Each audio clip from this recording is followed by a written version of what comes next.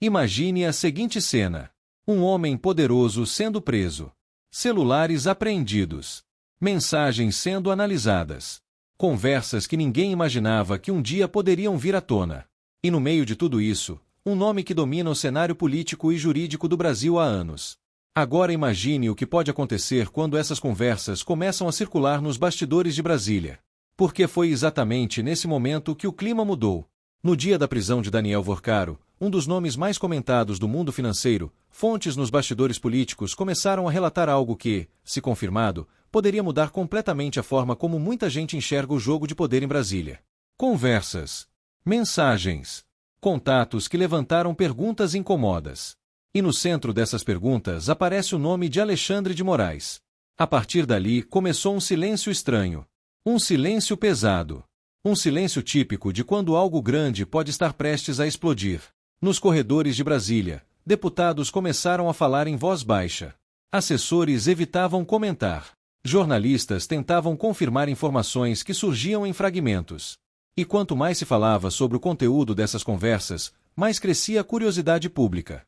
Porque quando dois nomes tão influentes aparecem ligados em mensagens analisadas por investigadores, o país inteiro quer saber uma coisa: o que realmente foi dito. Alguns relatos de bastidores afirmam que o clima no momento da prisão era de tensão absoluta. A apreensão de celulares sempre cria um efeito dominó. Porque um celular não guarda apenas contatos. Ele guarda relações, conversas, estratégias, bastidores que nunca foram feitos para o público ver. E foi exatamente isso que começou a assustar muita gente.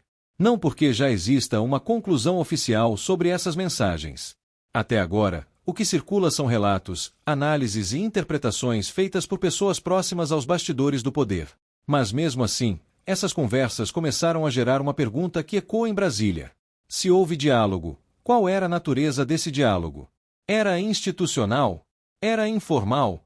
Ou era algo que pode levantar dúvidas sobre proximidade excessiva entre figuras que deveriam estar em lados diferentes de determinadas situações?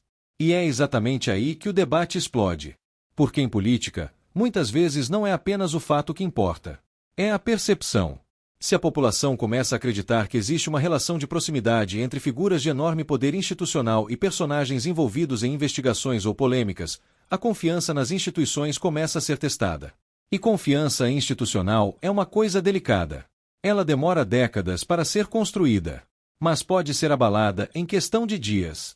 Nos bastidores do Congresso, alguns parlamentares passaram a discutir algo que antes ninguém ousava levantar publicamente: a necessidade de transparência total quando surgem dúvidas envolvendo autoridades de alto escalão. Porque quando o assunto envolve figuras centrais do judiciário, o nível de atenção sobe imediatamente. Isso acontece em qualquer democracia do mundo. Nos Estados Unidos, na Europa e no Brasil também. A sociedade exige respostas claras. E quando essas respostas demoram, o espaço vazio começa a ser ocupado por especulações. Alguns analistas políticos começaram a dizer que esse momento representa um teste importante para o próprio sistema institucional brasileiro. Porque existem dois caminhos possíveis. O primeiro caminho é o silêncio. Ignorar os rumores. Esperar que o assunto desapareça com o tempo. Mas existe um segundo caminho. O caminho da transparência absoluta. Mostrar documentos. Esclarecer contextos. Explicar cada ponto que tenha gerado dúvida. E para muitos observadores da política brasileira, esse segundo caminho é o único capaz de evitar que narrativas paralelas dominem o debate público. Porque quando as pessoas não recebem respostas, elas criam suas próprias conclusões. E muitas vezes essas conclusões são muito mais duras do que a realidade. Alguns especialistas em comunicação política dizem que crises de reputação raramente começam com provas definitivas. Elas começam com perguntas. Perguntas que se multiplicam. Perguntas que ecoam nas redes sociais. Perguntas que passam a ser repetidas em rodas de conversa, programas de televisão e discussões políticas.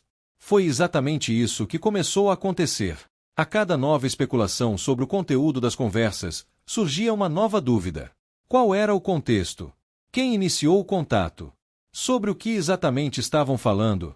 Era algo institucional ou pessoal? Essas perguntas passaram a circular cada vez mais. E quando perguntas começam a circular sem respostas claras, o ambiente político fica elétrico. Porque ninguém gosta de incerteza. Muito menos no centro do poder. Alguns analistas afirmam que esse pode ser um dos momentos mais delicados para a imagem das instituições brasileiras nos últimos anos. Não necessariamente por causa de um fato já comprovado.